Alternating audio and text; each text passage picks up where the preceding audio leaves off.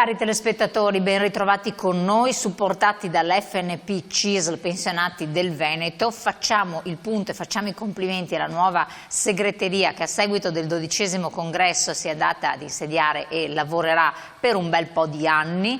Le lavorerà per tutti quanti voi, pensionati ma anche pensionandi, e tanti sono i temi che hanno seguito, che sono stati seguiti nel tempo, che torneranno a ribadire e a puntualizzare con chi di dovere, soprattutto con le istituzioni.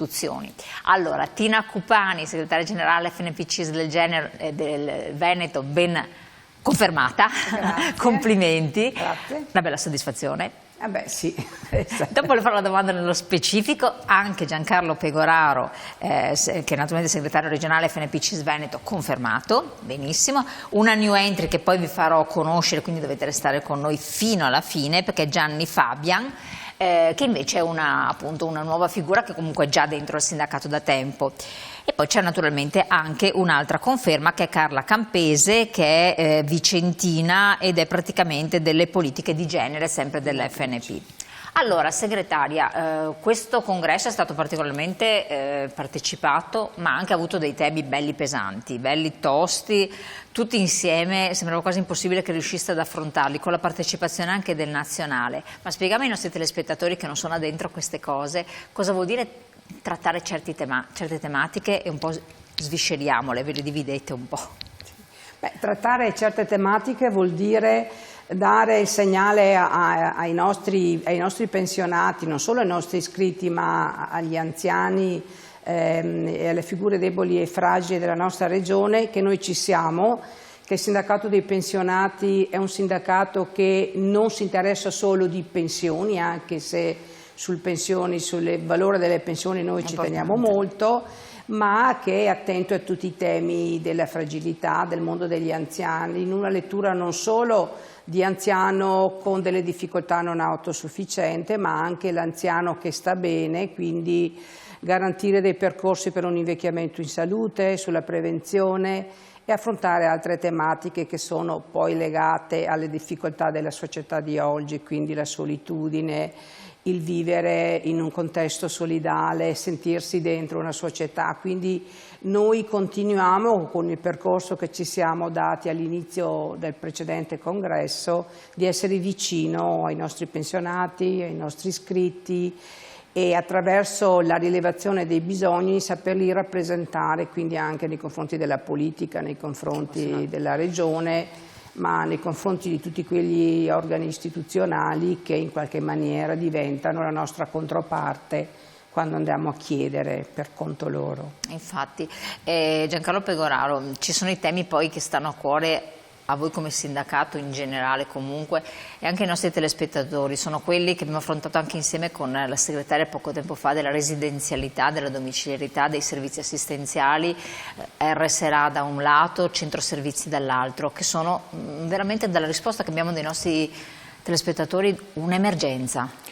Sono tutti temi per noi essenziali, ma soprattutto per la nostra gente. Però volevo richiamare il passaggio iniziale. Il segreto del nostro comportamento sta nell'aver fatto la squadra. Noi da qualche anno abbiamo una squadra attrezzata per lavorare nei diversi segmenti delle necessità. Specializzati. Specializzati è la parola giusta, e questo ci permette di offrire risposte non sempre completamente al 100%, ma di dare presenza, sostanza, rappresentare, come si diceva prima, gli ultimi, i bisognosi, gli anziani, più anziani, ma soprattutto anche un percorso oggi su quelli che saranno i pensionandi, perché loro avranno, come dire, una discussione vera su quella che sarà la loro pensione futura. Quindi temi importantissimi li ha citati lei, un congresso che ci ha impegnato ma che ci ha dato la soddisfazione che la nostra gente ha creduto in noi e continuerà a credere per un po' di tempo. Vediamo appunto anche dalle immagini, qui eravate appunto al congresso, momenti salienti, quindi intervento appunto di lei segretaria, però c'è una presenza anche della CISL sindacato. Perché è anche importante? Perché voi vi occupate appunto, come diceva il segretario Pegoraro, anche dei pensionandi, ma date anche un monito ai più giovani, quindi c'è sempre un trade union, vero? Certo, la confederalità c'è, appartenere alla grande famiglia della CISA è il valore aggiunto, perché alcune conquiste sono il frutto anche del lavoro d'insieme, non solo squadra noi come pensionati in Veneto, ma assieme a tutta la CISA, perché al tavolo con la Regione non ci vanno i pensionati, ci va la CISLA assieme a noi, assieme alle altre categorie. E l'altro valore che noi vogliamo portare avanti, e l'abbiamo messo nei contenuti di questo congresso, è l'intergenerazionalità, cioè essere noi portatori di valori in una visione di futuro in cui noi riconosciamo che alcuni valori, se vengono definiti oggi, diventeranno dei diritti acquisiti per non solo i pensionati del domani, ma anche per i nostri giovani, quindi dall'ambiente alla salvaguardia del valore del lavoro, perché un valore dignitoso significa una pensione dignitosa, attenzione al tema delle donne, al tema della violenza in genere, ma anche del salario e del lavoro femminile che sia adeguatamente retribuito, perché poi noi nella nostra realtà ci troviamo sempre a dover affrontare la situazione di molte donne vedove sole con pensioni bassissime, e quindi diventa un problema sociale. Quindi noi vogliamo ragionare oggi assieme ai giovani, assieme alla società civile, per costruire un futuro, per un domani che sia insomma anche frutto del nostro impegno di oggi. Infatti voi dite sostenibilità, che non è necessariamente un occhio all'ambiente in questo senso, ma vuol dire anche attenzione alla cura, a tutta la filiera della cura. È evidente da quello che vediamo in questi ultimi anni che l'allungamento dell'età delle persone non è o è positivo, diciamola così, solo se è sostenibile, perché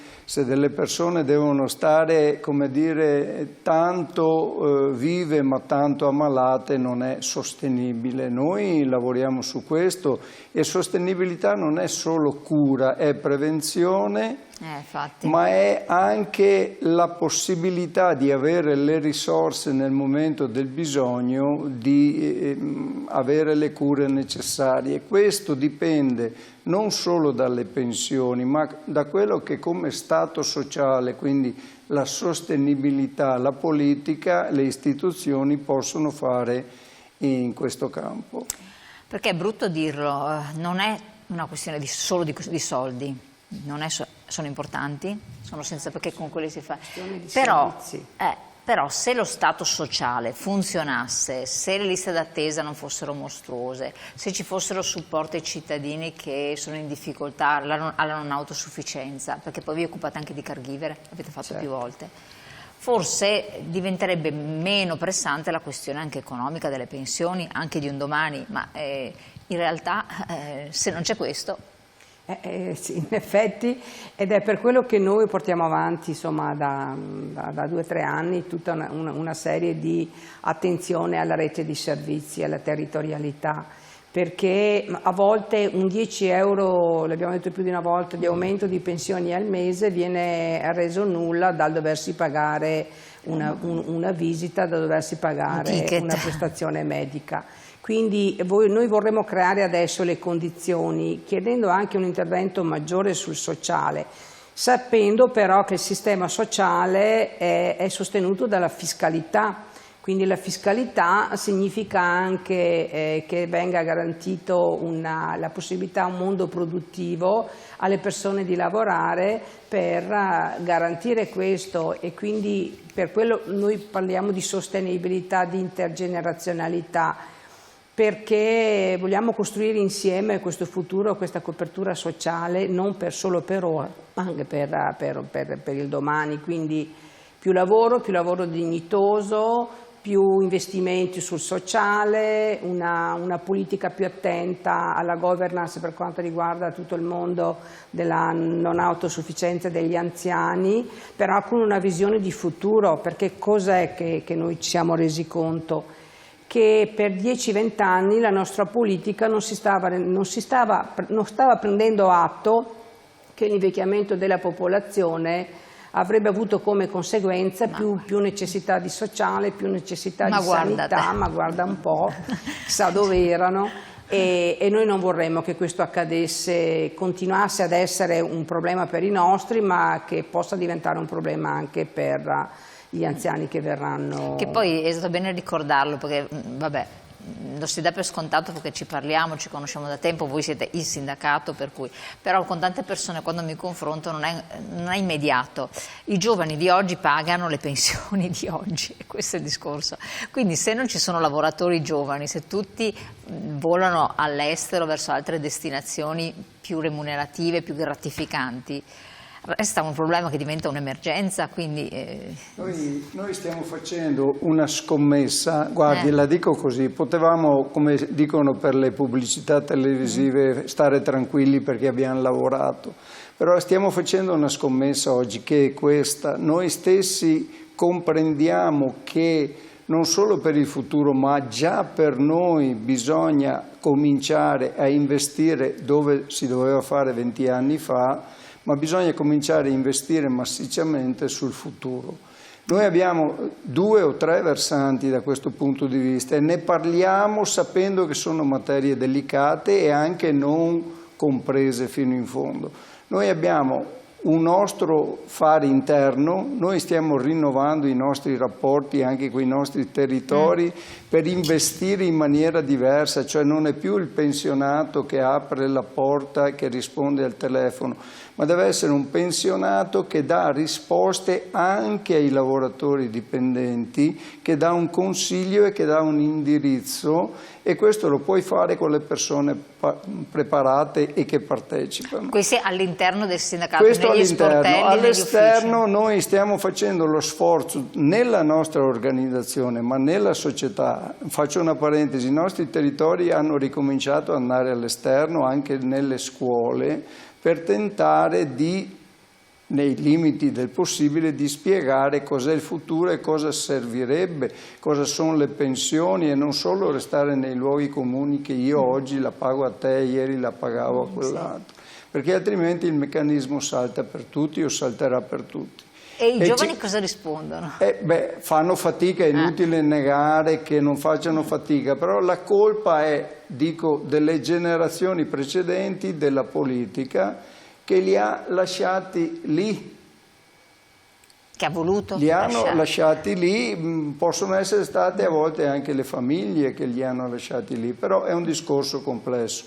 Il nostro impegno oggi è una scommessa e noi stiamo scommettendo su questo percorso, cercare di diventare proprio la generazione sostenibile, ma non tanto e non solo per noi, ma che ci sia una sostenibilità nel futuro, che vuol dire che la gente, come si diceva prima, possa stare bene, abbia alcune garanzie, ci sia bisogno di lavoro. Noi facciamo fatica a dirle ste robe a volte, ma abbiamo in mano ricerche di 20 anni fa che abbiamo citato anche qua, di province come Trento, come altre province, dove avevano colto immediatamente che non ci sarebbero state le nascite e hanno creato situazioni, quindi al di là di bonus di qua e di là, hanno creato la situazione per cui i giovani stessero lì, facessero la famiglia, trovassero il mutuo della casa e avessero un lavoro relativamente vicino, un costo dei servizi relativamente accessibile. E questo è il nostro problema, così come quando nella sanità, materia su cui è più esperta la mia segretaria, ma noi abbiamo già una distinzione forte, cioè noi abbiamo delle eccellenze in sanità, ma come si diceva prima, nel territorio, nel sociale, in quello che è il socio-sanitario, il dopo ospedale, siamo in crisi, questo è il problema vero. Il dopo ospedale è un'altra cosa importante, il terrore delle dimissioni da parte di moltissime persone, moltissime famiglie. Allora, torniamo insieme, abbiamo un brevissimo break pubblicitario, con noi resta la segretaria Tina Cupani, ci congediamo da lei segretario Pegoraro, come sempre ben riconfermato, perché adesso darà la parola, lo spazio invece a una new entry, quindi restate con noi, grazie ancora, tra pochissimo restate con noi.